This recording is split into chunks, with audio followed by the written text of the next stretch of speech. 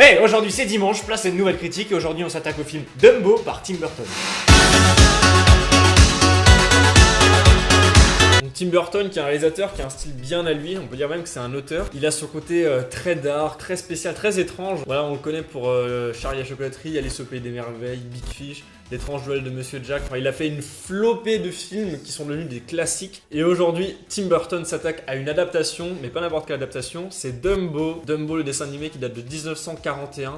Comme on sait, Disney est un peu en train de refaire pas mal de remakes de vieux dessins animés des années 40-50. On va voir ce que ça donne, on va voir si ça en vaut la peine. Avant que la critique commence, n'hésitez pas à vous abonner, c'est très important. Il y a plein de critiques qui arrivent, plein de vidéos très importantes qui nous ont demandé beaucoup de travail. Donc si vous voulez rien rater, abonnez-vous, c'est important. Ne vous inquiétez pas, on vous fait une critique sans spoil, donc si vous n'avez pas vu le film, vous pouvez quand même regarder la critique, pas de soucis de ce côté-là. Donc comme on le sait, Tim Burton il a un peu ses acteurs fétiches, ses petits chouchous. C'est souvent Johnny Depp, mais là Johnny Depp n'est pas présent dans le film, non. Là on peut retrouver qui Michael Keaton, Eva Green, Danny DeVito et Colin Farrell. Ouais, ça fait du bien de revoir d'ailleurs Danny DeVito et Michael Keaton qui sont quand même le Batman et le Pingouin dans le même film avec Burton comme à l'époque. Pour ce qui est du jeu des acteurs, tout le monde joue très bien. Voilà, les acteurs ils ont déjà fait leurs preuves. Keaton est un grand acteur, Danny DeVito aussi, Colin Farrell il est très bon. Peut-être une petite critique du côté des enfants qui ont un jeu parfois un peu Après c'est des enfants en décalage. Oui, c'est des enfants, mais ils jouent bien, mais ils sont pas révolutionnaires non plus. Ils surréagissent beaucoup quand par exemple Dumbo vole pour la première fois, ils sont en mode oh, qu'est-ce qui se passe et tout. Ouais, et bon, c'est bizarre. c'est mignon, mais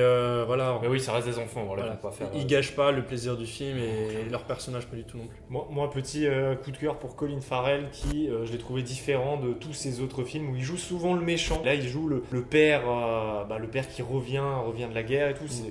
Il est touché, il est sensible.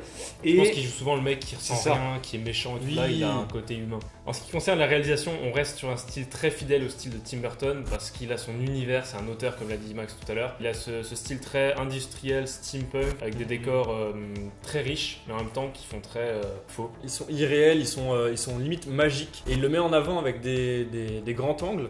Des plans très très larges. J'ai rarement vu des plans aussi larges d'ailleurs dans un film. C'est assez impressionnant parce qu'on voit vraiment tout le gigantesque. On profite de tout le décor qui est vraiment ouf. Il y a un truc qui était assez intéressant. Quand on arrive à Dreamland pour la première fois dans le film, on a un peu cet effet de Charlie à la chocolaterie quand les enfants arrivent pour la première fois dans le portail qui s'ouvre. Le portail qui s'ouvre et là l'immense avec les espèces de cheminées, je sais pas quoi, dans Charlie à la chocolaterie et je trouvais ça fou. C'est le côté industriel. Ouais. Par contre, moi perso, le truc qui m'a saoulé de ouf, c'est le format du film. Le format du film. C'est pas un format cinéma. C'est un format YouTube, c'est chiant.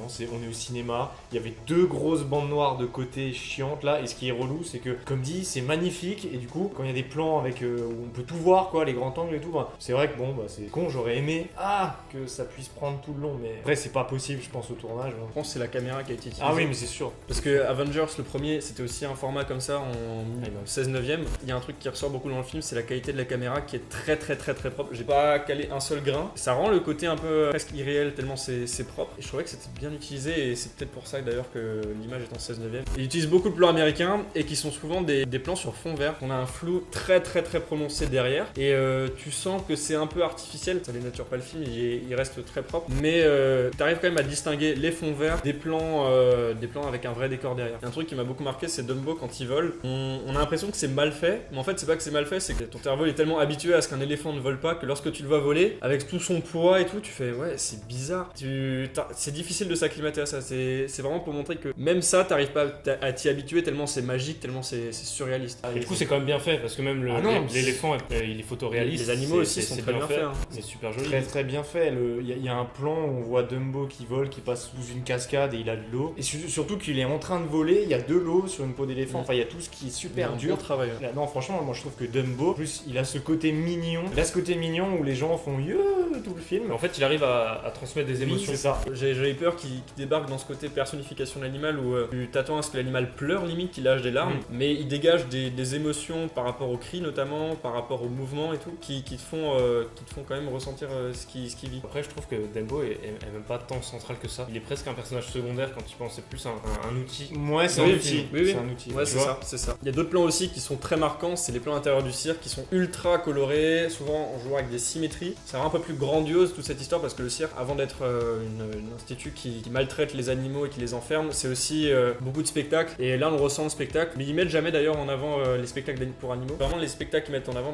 tout, c'est les danseurs. C'est notamment le spectacle de Bulle, qui est, je crois, aussi dans l'original de Dumbo, qui est très très beau, très coloré. C'est bien amené d'ailleurs. Là, tu sens que Disney avait quand même un cahier des charges aussi à remplir. Bon, la musique a été composée par Danny Elfman. Il n'y a rien qui nous a vraiment marqué. Bon, il y a le thème qu'on retrouvait dans la bande-annonce, qui est très joli et qui est présent que à la fin, sur le générique de fin. Mais sinon, il n'y a aucun thème qui, moi, me reste vraiment en tête. En tout cas, ça reste un très bon film et une très bonne adaptation parce que c'est dans la lignée de ce que fait Disney en ce moment, de réadapter ses classiques et de les mettre au goût du jour.